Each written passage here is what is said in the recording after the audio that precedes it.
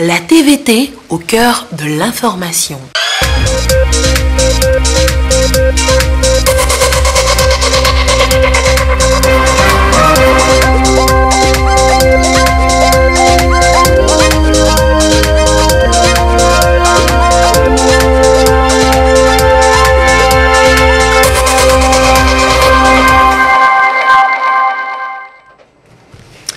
Merci de votre attention, excellent début de semaine à tous. L'actualité ce lundi, la conférence de l'Alliance solaire internationale de l'Inde à New Delhi. Retour ce soir sur les travaux de cette conférence avec le vœu du chef de l'État, faire du soleil une richesse universelle. Du soleil justement en Inde pour le Togo, le renforcement de la coopération entre Lomé et New Delhi, illustré par la signature d'un mémorandum. Et la bonne nouvelle, eh bien, c'est la construction bientôt au Togo d'un hôpital de référence. Les droits des enfants évoqués aussi ce soir dans l'actualité, les parlementaires sans frontières y consacrent leur rencontre de Lomé. Présent à cette séance, le prix Nobel de la paix 2014, Kailash Satyarthi, reçu ce matin par Dramadharmani, le président de l'Assemblée nationale. Enfin, l'hommage à Yombo Oluwem, écrivain malien, premier prix africain Redodo en 1968. Il est décédé en octobre dernier. L'ensemble de ses œuvres a été revisité samedi à l'université de Lomé en guise d'hommage donc à l'écrivain. Voilà, madame, messieurs, le sommaire. Bienvenue au 20h. Bonsoir à tous. Parvenir donc à faire du soleil ce bien commun, une richesse universelle, souhait émis par le chef de l'État à la tribune de l'Asie, l'Alliance solaire internationale. Conférence à New Delhi hier dans la capitale indienne. Plusieurs chefs d'État et de gouvernement ont pris part à ce sommet.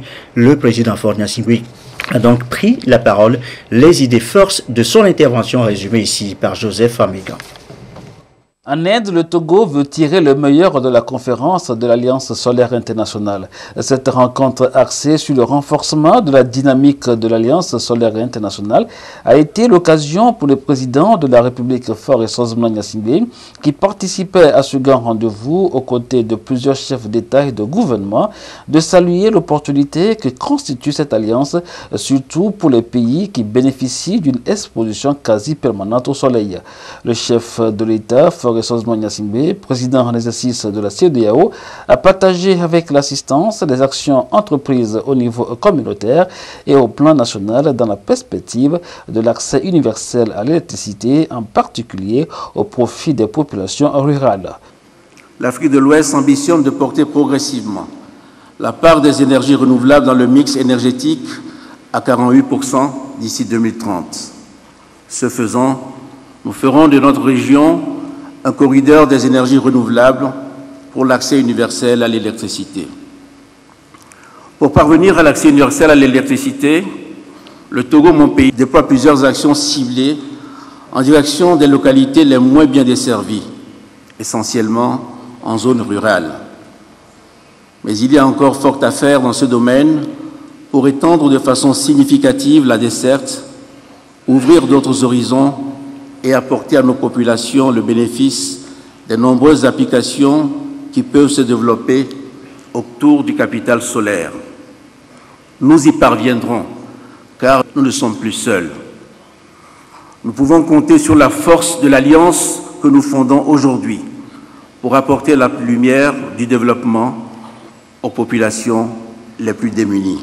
Au Togo, nous avons lancé une initiative d'électrification par kit solaire individuel à prix préférentiel. La phase pilote vise 20 000 ménages dès cette année et 300 000 ménages d'ici 2022. Les premiers foyers connectés parlent avec enthousiasme de réels changements dans leur quotidien du jour au lendemain. Nous mettons aussi l'accent sur l'installation de mini-centrales photovoltaïques. J'en ai inauguré une il y a quelques jours et l'engouement des populations nous confirme que nous sommes sur la bonne voie. C'est grâce à l'énergie du soleil que s'allument ces étoiles de joie et d'espoir dans les yeux de milliers d'Africains, de Sud-Américains, d'Asiatiques, d'Indiens et dans le monde entier. Nous avons le devoir de maintenir cette flamme allumée. Nous avons la responsabilité de tout mettre en œuvre pour que l'Alliance solaire internationale grandisse, se consolide et prospère. Le président de la République a réitéré sa conviction qu'au sein de l'Alliance solaire internationale, l'humanité parviendra sûrement à faire du soleil ce bien commun, une richesse universelle. Et le sommet, c'était donc hier en Inde, à New Delhi. Il était essentiellement consacré, on vient de l'entendre, à l'accès à l'universel, à l'électricité, l'accès universel à l'électricité, en particulier au profit des populations rurales. Retour sur les temps forts de cette conférence de l'Alliance solaire internationale, c'est avec Prudence Nissou. L'Alliance solaire internationale fait ses premiers pas à New Delhi en Inde. À cette conférence, plusieurs chefs d'État et de gouvernement des 121 pays de l'Alliance ainsi que des représentants des organisations internationales ont réaffirmé leur engagement à lutter contre le changement climatique tout en accélérant la révolution de l'énergie solaire. Cette alliance lancée en 2015 en marge de la COP21 à Paris constitue une plateforme collective de proposition d'une alternative aux énergies polluantes dans le monde. Le chef de l'État, Faure Gnassingbé Singbe, président en exercice de la CEDEAO, est l'un des acteurs clés de cette conférence de haut niveau sur le financement et la promotion de l'énergie solaire. Son allocution à l'ouverture des travaux appelait notamment à une transition énergétique dans l'espace sous-régional et à une synergie d'action à l'échelle mondiale pour améliorer les conditions de vie des populations dans les zones rurales. Le président de la République a par ailleurs rendu hommage au Premier ministre indien Narendra Modi et au président français Emmanuel Macron, dont les pays sont à l'initiative de l'ASI. Pour le chef de l'État, l'histoire retiendra que New Delhi en Inde, foyer de civilisation multiséculaire, fut le berceau de ce renouveau qui va porter le soleil par toute la terre. Le président en exercice de la CEDEAO a indiqué que sa participation à ces assises est aussi celle de toute la région ouest-africaine qui compte désormais tirer tous les profits de son exposition quasi permanente au rayonnement solaire. Il a réaffirmé l'engagement de tous les États de la communauté à opter pour une transition énergétique et ainsi porter la part des énergies renouvelables dans le mix énergétique à 48% d'ici à 2030. Il s'agit de contribuer au mieux-être des populations tout en préservant la planète pour les générations à venir et de faire de l'espace CEDEAO un corridor des énergies renouvelables pour l'accès universel à l'électricité.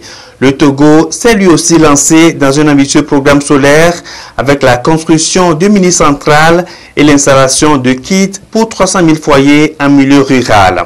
La vision du gouvernement, c'est de faire en sorte à ce qu'on puisse, dans le mix énergétique, avoir une part importante des énergies renouvelables, notamment le solaire. Donc les activités de l'Alliance solaire, comme je l'ai dit, c'est de pouvoir produire effectivement de l'énergie à partir du solaire et ça correspond exactement à la vision effectivement du gouvernement sous la houlette du chef de l'État. L'objectif du gouvernement, c'est de pouvoir, d'ici l'horizon 2030, fournir à toute la population togolaise de l'énergie de qualité, propre, qui respecte l'environnement et à un meilleur coût. Et au-delà de ça, avoir une part importante des énergies renouvelables, notamment le soleil dans le mix énergétique. En lançant l'ASI, l'Inde et la France se présentent en pointe de la lutte contre le réchauffement climatique. L'objectif de cette alliance est de mobiliser 1 000 milliards de dollars pour développer 1 terawatt d'énergie solaire en 2030. L'Inde est présentée comme un exemple à suivre car ce pays, troisième pollueur de la planète, veut multiplier sa production solaire par 25 en 7 ans pour la porter à 100 gigawatts en 2022. Le président français Emmanuel Macron a indiqué que la France allait engager d'ici à 2022 700 millions d'euros supplémentaires en prêts et en dons débloqués par l'Agence française de développement pour soutenir des projets dans la soixantaine de pays adhérents de cette organisation. Sur le site du sommet, des installations solaires pour montrer la volonté de l'Inde à transformer véritablement le solaire en énergie électrique avec des technologies de pointe. Le chef de l'État a eu droit à des explications sur le fonctionnement de ces appareils lors de cette visite de stand. Et notez qu'en marge de la conférence, eh bien, le président Faure Gnassingbé a eu des entretiens avec plusieurs de ses pairs présents en Inde. Image ici du tête-à-tête avec le premier ministre indien Narendra Modi. Les deux dirigeants ont réaffirmé leur commune volonté de renforcer la coopération entre Lomé et New Delhi et de faire de la coopération sud-sud un levier de développement. Autre personnalité avec qui le chef de l'État s'est entretenu, Tarun Sharma, il est le directeur d'Export-Import Bank of India. Les discussions là ont porté sur les nombreux projets que la banque a entrepris avec le Togo. Je vous propose d'écouter l'interlocuteur du chef de l'État. Yes, we met the President Togo and we are really delighted because he is visiting us at a very morning. Ils ont rencontré le chef de l'État et en saisant l'opportunité de sa présence ici à l'Alliance solaire internationale dont la conférence a eu lieu ici. Et ils sont venus déjà pour pouvoir développer, continuer de poursuivre les projets qui sont déjà en cours, sachant qu'ils ont déjà plein d'autres projets avec le Togo, notamment dans le domaine du social et de l'économie. Further the social and economic development in Togo. Et nous évoquions à l'instant le renforcement de la coopération entre le Togo et l'Inde à la faveur justement de l'entretien entre le chef de l'État et le Premier ministre indien. Illustration de cette coopération, la signature d'un mémorandum d'entente entre la société indienne avec la société indienne Ping Pong Global Limited. Le groupe va construire au Togo, et c'est là la bonne nouvelle, un hôpital de référence pour renforcer le système sanitaire dans le pays. Prudence Zissou. Précise avec le groupe indien Ping Pong Global Limited. La société indienne va bientôt construire au Togo un centre hospitalier de référence. Cet engagement s'est traduit par la signature d'un mémorandum d'entente entre le gouvernement et la direction générale de Ping Pong Global Limited. Le groupe se réjouit déjà du dynamisme de l'État togolais qui consiste à offrir de meilleures perspectives au système de santé du pays. Yeah, we have just signed a memorandum of understanding MOU with... Le document que nous avons signé concerne le projet de construction d'un hôpital au Togo. Donc je suis très content de la rapidité avec laquelle le gouvernement togolais a réagi pour mettre le terrain à notre disposition. Donc nous allons tout faire de notre côté pour essayer de commencer la construction au plus tôt possible. Et dans les prochains jours. On the cooperation, but it depends on as fast as we get the land, we get the approvals. I think within 2 years we should start the operations. Le gouvernement s'est engagé à accompagner cette volonté de la direction de Ping Pong Global Limited. Et l'on mesure déjà la portée de ce projet qui viendra renforcer le système sanitaire du Togo, ce qui permettra aux populations de bénéficier des soins de santé de qualité et dans de meilleures conditions. Il est 20h12. L'actualité au plan national. Kailash Satyarthi, chez le président de l'Assemblée nationale. Audience ce matin. Kailash Satyarthi est prix Nobel de la paix en 2014 avec le président Drama Dramani. Il a été question des droits des enfants, thème de la rencontre africaine à Lomé des parlementaires sans frontières. Nous y reviendrons. D'abord, la déclaration à la presse du prix Nobel reçu ce matin à l'Assemblée nationale. J'ai été très heureux de rencontrer le président de l'Assemblée nationale parce que ça fait longtemps que je travaille avec d'autres partenaires sur le terrain. Mais ça a été un honneur aujourd'hui de rencontrer le président de l'Assemblée nationale parce que cette rencontre va nous permettre d'avancer encore dans ce que nous sommes en train de faire. J'ai eu donc à échanger sincèrement avec le président de l'Assemblée nationale.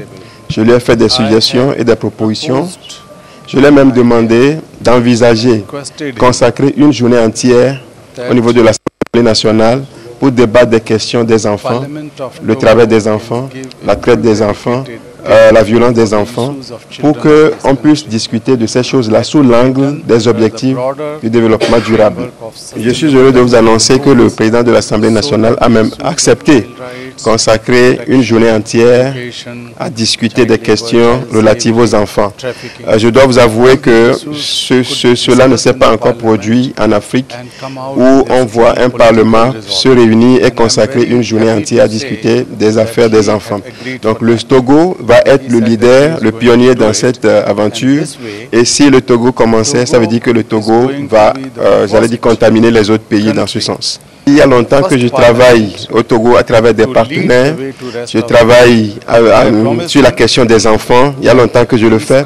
Mais je suis heureux d'apprendre que le président de l'Assemblée va faire de cela une question primordiale. Et ce faisant, je vais devenir non seulement un ami du Togo, mais un ami des enfants du Togo.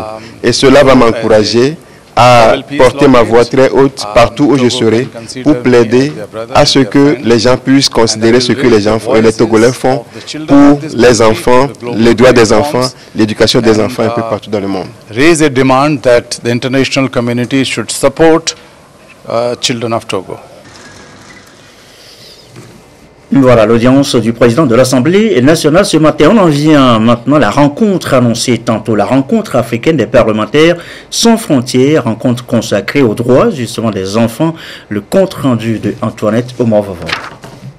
Il s'engage contre les pires formes de travail des enfants et pour mener une lutte efficace en vue de promouvoir les droits des enfants, le réseau des parlementaires sans frontières créé en 2015 sur l'initiative du prix Nobel de la paix 2014, Kailash Satyarthi a défini une série d'actions afin de défendre la cause des enfants partout dans le monde. Cette rencontre des parlementaires sans frontières, qui réunit plus de 20 pays, notamment les Pays-Bas et l'Inde, offre l'opportunité aux différents acteurs de réfléchir sur la problématique des droits des enfants. On a constaté dans le monde qu'il y a environ 40 000 parlementaires et qu'au sein des parlements, c'est peut-être à peine 2% de ces parlementaires qui évoquent les questions des droits de l'enfant.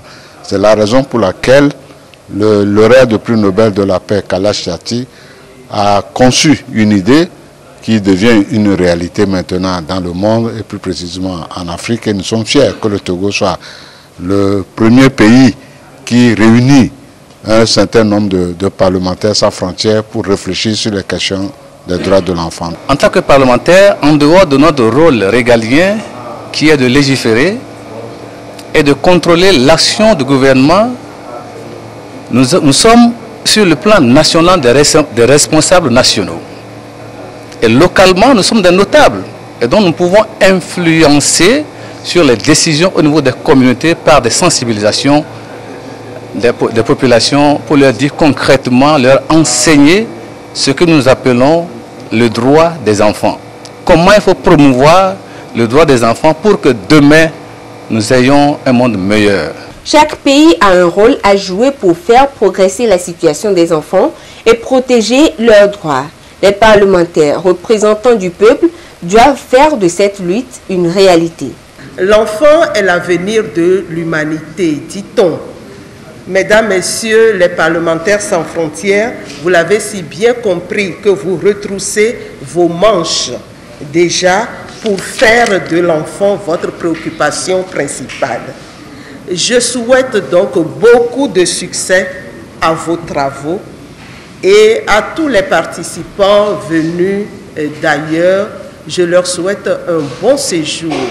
Plus de 100 parlementaires de plus de 23 pays travaillent pour sensibiliser sur les droits des enfants et les mécanismes de leur mise en œuvre au niveau local et international. Il revient également au gouvernement d'intégrer dans les politiques de développement les questions du travail des enfants afin de mobiliser plus de ressources visant l'élimination durable de pires formes de travail des enfants. Et l'un des droits de l'enfant, un droit fondamental, vous le savez, c'est le droit à l'éducation. Le Japon vient d'octroyer au Togo 96 millions de francs CFA pour justement construire des infrastructures scolaires. La signature de la convention est intervenue cet après-midi. Nous reviendrons tout à l'heure dans le courant de cette édition sur le sujet. Sachez que dans la foulée, que le Togo abrite les 15 et 16 mars prochains la 4e conférence annuelle et assemblée générale du réseau d'éducation et de recherche de l'Afrique de l'Ouest et du Centre. Il s'agit de l'interconnexion entre les réseaux nationaux d'éducation et de recherche pour des échanges de cours et d'informations. Un prélude donc à cet événement. Eh bien, une séance de formation sur le protocole de routage se déroule depuis ce matin à Lomé. Dédé Koussao, Tchassimna Baga pour plus de précision. Cette session porte essentiellement sur les protocoles de routage, c'est-à-dire comment les réseaux s'interconnectent pour bien fonctionner. Il s'agit des derniers réglages avant la 4e conférence annuelle et l'Assemblée générale du réseau d'éducation et de recherche de l'Afrique de l'Ouest et du Centre, WACREN. dans le cadre de la conférence de Wakreen 2018, nous procédons au lancement du réseau. Donc c'était important pour nous que les ingénieurs qui gèrent les réseaux nationaux d'éducation et de recherche et nous puissions nous rafraîchir un peu sur comment techniquement on bâtit les réseaux, comment est-ce que les réseaux nationaux d'éducation vont s'organiser avec les universités et comment les réseaux nationaux vont parler avec le réseau régional que Wakreen constitue. Le Togo, qui abrite la cérémonie de lancement du réseau d'éducation et de recherche de l'Afrique de l'Ouest et du Centre, prévu les 15 et 16 courants, attend beaucoup de ces travaux. Ça sera un acquis pour le Togo et particulièrement pour le réseau national d'éducation et de recherche du Togo, parce que ça permettra l'interconnexion des établissements publics et privés au réseau de la sous-région. Aujourd'hui, on veut que nos universités, nos institutions d'enseignement supérieur s'ouvrent au monde entier. Donc c'est à cela que nous travaillons. Et cette conférence va y contribuer grandement. Créé en 2009 au Ghana, le Wakreen regroupe 22 pays avec plus de 150 institutions d'enseignement supérieur et de recherche et plus de 2 millions d'utilisateurs potentiels. Il répond à la nécessité de développer une infrastructure d'information et de télécommunications de haute qualité au profit de la recherche et de l'éducation en Afrique de l'Ouest et du Centre. Et beaucoup en parlent et très peu la connaissent vraiment. La Ségus Togo, eh bien, c'est la société d'exploitation du guichet unique pour le commerce extérieur. Demain s'ouvre à Lomé des journées portes ouvertes pour justement mieux faire connaître la Ségus Togo. Et voici d'abord des précisions sur l'initiative. On en parle juste après les préparatifs de Douaré.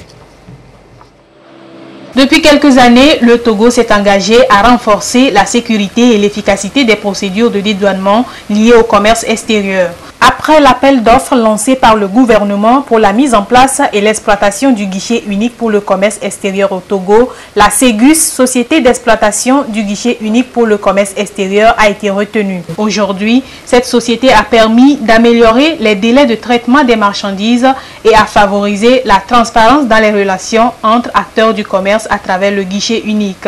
C'est donc une plateforme électronique de haute technologie accessible 24 heures sur 24 pour tous les opérateurs et usagers intervenant dans les opérations de commerce international, notamment l'exportation, l'importation, le transit et le transbordement.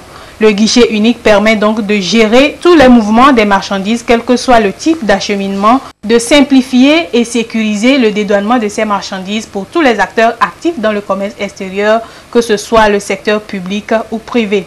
Et pour permettre à la population de cerner le bien fondé du guichet unique et ses avantages, la Ségus dès demain ouvre ses portes à toute personne désireuse de s'informer sur les différentes actions qu'elle mène en faveur des opérateurs économiques. Ces journées portes ouvertes se déroulent sur 3 jours et rassemblent les commissionnaires agréés en douane, les acteurs du guichet unique pour le commerce extérieur, les opérateurs économiques et les étudiants de la filière logistique.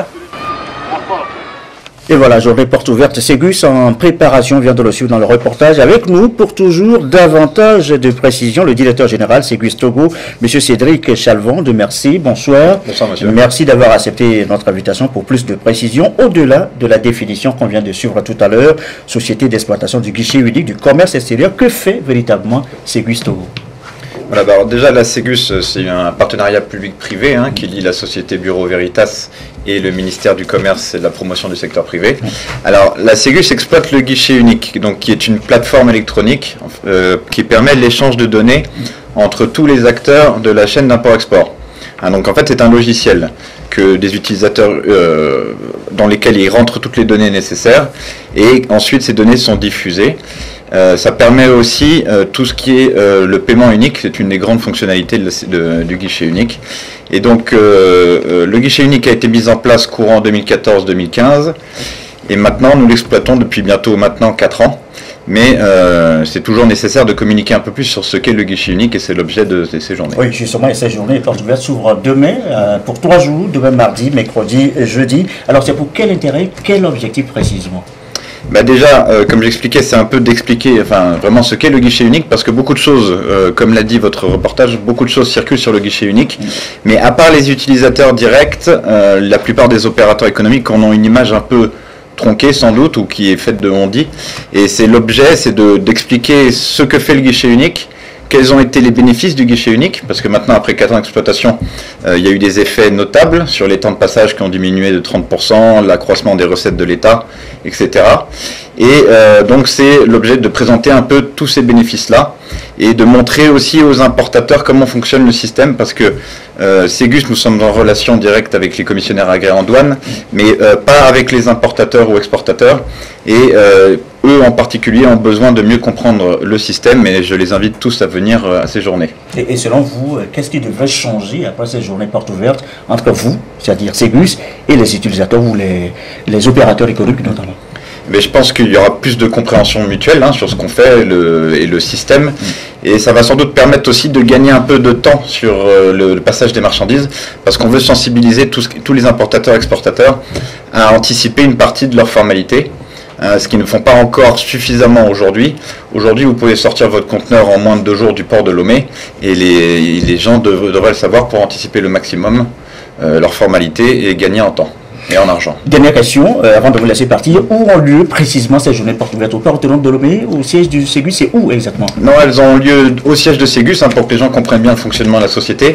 Et donc, il se situe à Blogame, Kotokukanji, à proximité du boulevard. Il y a un grand panneau, un peu avant ETI, quand vous venez du centre-ville. Au siège. Donc, merci beaucoup, Monsieur Cédric Chavron, merci pour toutes ces précisions apportées ce soir à propos justement de ces journées portes ouvertes Ségus Togo qui s'ouvre demain et pour 3 jours. Autre société évoquée ce soir, la société Bellis Courtage Assurance. Elle vient de lancer sa plateforme d'assurance en ligne. Les précisions, Hilary Chamégan de Douaré. Désormais, plus de tracasseries entre assureurs et assurés. Une nouvelle plateforme de courtage en assurance en ligne vient d'être lancée pour rapprocher l'assurance de l'assuré où qu'il se trouve à travers l'Internet et les réseaux sociaux. C'est un système novateur de la société Bellis Courtage Assurance qui prend particulièrement en compte les populations rurales à faible revenu. Le site www.belliscourtageassurance.com met donc à la disposition de la population des informations liées à la souscription de contrats d'assurance, aux pièces à fournir pour se faire assurer, les différentes catégories d'assurance et surtout les avantages pour l'assuré de se faire courter. Si vous prenez un courtier, c'est d'abord gratuit.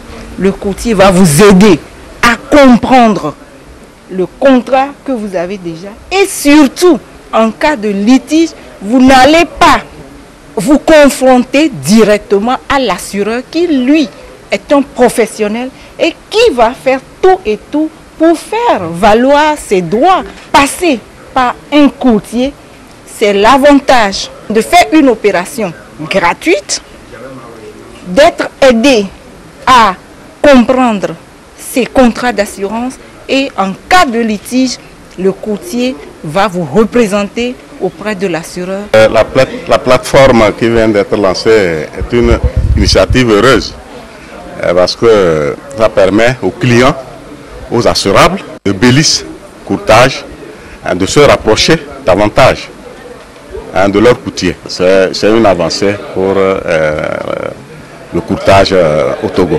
La plateforme www.belliscourtageassurance.com offre des garanties sécuritaires.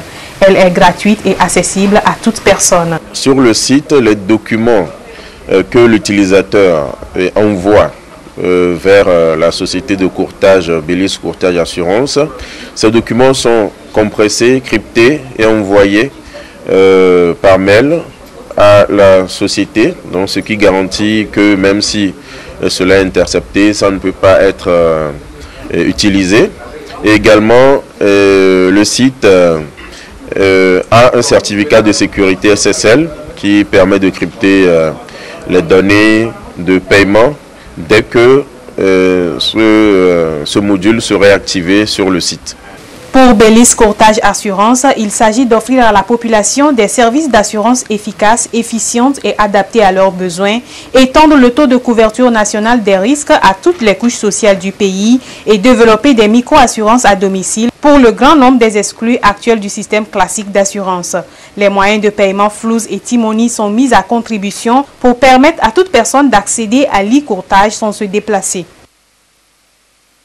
Également dans l'actualité, cette opération don de sang signalée initiative de la société de téléphonie Move, c'était vendredi, c'est pour venir en appui au CNTS, Centre National de Transfusion Sanguine. Esther Laclé.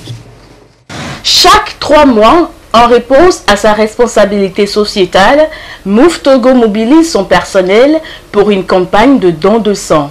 Un acte de partage, de fraternité et de solidarité pour sauver des vies. Nous avons compris depuis quelque temps que c'est un acte qui nous concerne tous individuellement et collectivement. Et c'est pour cela que nous avons d'ailleurs pris l'engagement à la première campagne que tous les 3 mois, nous ferons ce don de sang pour encourager et soutenir le centre de transfusion sanguine qui se bat pour cette problématique. Voyez-vous, généralement, nous pensons que c'est un problème qui concerne les autres, jusqu'au jour où on est victime. Et c'est cette prise de conscience que nous avons eue et qui fait que nous encourageons toute la population, tous ceux qui sont aptes physiquement à donner, à faire ce geste humanitaire. C'est un don de soi qui sauve des vies et que nous encourageons vivement les uns les autres à le faire, et pour permettre à ce que dans nos hôpitaux, dans nos lieux de santé, on puisse sauver les vies. Le don de sang, un don de soi, mieux un geste vital, pour rappeler à la population combien de fois la pénurie de ce liquide précieux et inestimable fait perdre des vies humaines. Donner son sang présente d'ailleurs des avantages pour le donneur. Le sang ne se fabrique pas et on ne peut pas trouver du sang dans une pharmacie non plus, ni chez un tradithérapeute non plus. Donc c'est ton prochain qui te donnera un peu de son sang pour que tu puisses vivre. Donc voilà l'importance du don de sang. Et pour ceux qui donnent le sang, la personne peut se rajeunir et ça permet à toi-même de connaître ton état et de vie, de santé, pour que tu puisses prendre soin de toi-même premièrement. Pour tous ceux qui hésitent toujours de donner de leur sang parce qu'il y a des choses qui se profilent dans notre pays disant qu'il y a des secteurs qui utilisent le sang que nous donnons pour sauver nos vies. Donc je leur dirais que c'est faux, c'est archi faux. Parce que même si tu donnes un peu de ton sang et qu'après les analyses, on ne peut pas transfuser ça à quelqu'un, il y a une partie du service du CNTS qui brûle cela. Les réserves nationales de sang sont plus basses que la normale, raison pour laquelle le Centre national de transfusion sanguine multiplie ses campagnes. Toute personne bien portante peut en donner, les hommes chaque 2 mois et les femmes chaque 3 mois. À la cour d'assises de Lomé, les audiences se succèdent. Aujourd'hui, c'est une interruption volontaire de grossesse ayant causé la mort d'une jeune fille de 23 ans. Les faits sont têtus. Nous reviendrons sur le récit dans de prochaines éditions. En route aussi pour la prison, ils vous ont peut-être aussi pris de l'argent, vous promettant des passeports de service devant vous faciliter l'obtention de visa. Eh bien, ce sont des fabricants de faux documents. Ils sont 4 individus dans cette association de malfaiteurs. La police vient de leur mettre la main dessus. Le récit des faits de 2 arrêts. Ils sont talentueux, mais ces talents ne servent qu'à fabriquer de faux documents. Ces jeunes, tous de nationalité togolaise, obtiennent des passeports avec des faux papiers au profit des individus qui se font passer pour des fonctionnaires relevant de plusieurs ministères. Les 4 faussaires ont été interpellés suite à une plainte déposée au ministère des Affaires étrangères pour faux et usage de faux. Il s'agit des nommés Azoibo Maoulé Maurice, âgé de 37 ans, comptable financier de formation. Atiche Kofiche, âgé de 35 ans, déclarant en douane. Seydou Abdoulaye Aboubakar, âgé de 39 ans, animateur jeunesse. Et Peoussi, comme l'a vu Edem, âgé de 29 ans, technicien en froid. L'auteur principal des faits est le nommé Azoibo Maoulé Maurice. Étant employé dans une agence de voyage basée à Lomé, il a publié sur le net qu'il y a une opportunité de voyage sur les îles Bermudes. Ayant reçu des postulants, il s'est fait confectionner des cachets des différents départements ministériels et imiter des signatures des ministres pour fabriquer des faux documents. Il a ainsi fabriqué de fausses attestations de travail à ces personnes comme si elles étaient des fonctionnaires des divers départements ministériels. L'objectif est de leur faire établir des passeports de service pour faciliter la procédure d'obtention du visa. Certains faux passeports ont pu être établis au profit de 3 personnes, dont 2 ont été également interpellés. Les investigations menées par la brigade de recherche et d'investigation de la Direction générale de la police ont permis de saisir plusieurs documents et passeports et des faux cachets. Au total, 5 passeports, dont 3 passeports de service, 2 passeports ordinaires, 8 cachets des différents ministères et services publics, un cachet d'acteur et un ordinateur portatif de marque HP ont été saisis. Ces 4 individus seront conduits par devant Monsieur le procureur de la République à Lomé pour faux public et répondront de leurs actes. Les autres complices sont activement recherchés par nos services. La population est donc appelée à plus de vigilance, surtout en ce qui concerne les informations qui circulent sur les réseaux sociaux, et à se diriger vers les services appropriés pour l'obtention des pièces d'identité ou des documents. Et l'effectif de la police bientôt étoffé pour justement les besoins du service. 11 000 candidats filles et garçons passent actuellement un concours pour leur entrée dans le corps de la police nationale. Les candidats ont subi les épreuves sportives ce lundi. Ça se poursuit demain mardi. Gérald Agoudou. Après la phase des épreuves écrites samedi dernier, place aux épreuves physiques et sportives. Environ 11 000 candidats sont soumis à 3 disciplines de l'éducation physique et sportive. Le grimpé, la vitesse et la résistance. 1000 mètres pour les hommes et 600 mètres pour les filles.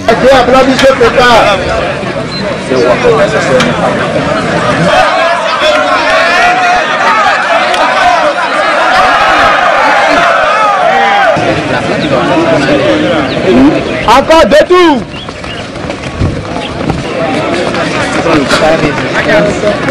C'est en janvier dernier que le gouvernement a lancé ce concours pour recruter les gardiens de la paix afin de renforcer l'effectif de la police nationale togolaise. Le besoin exprimé est de 1000 personnes. Parmi ces candidats, on aura des spécialistes du corps de métier de police notamment, des maçons, des menuisiers, des couturiers, des plombiers et bien d'autres. À Lomé, ces épreuves sportives se déroulent au lycée technique d'Adidogame et au 2e régiment d'infanterie des forces armées togolaises. À l'intérieur du pays, elles se tiennent à Kara. Ces examens physiques et sportifs prennent fin ce mardi et les candidats seront également soumis à un 3e et dernier test. Il s'agit de la visite médicale.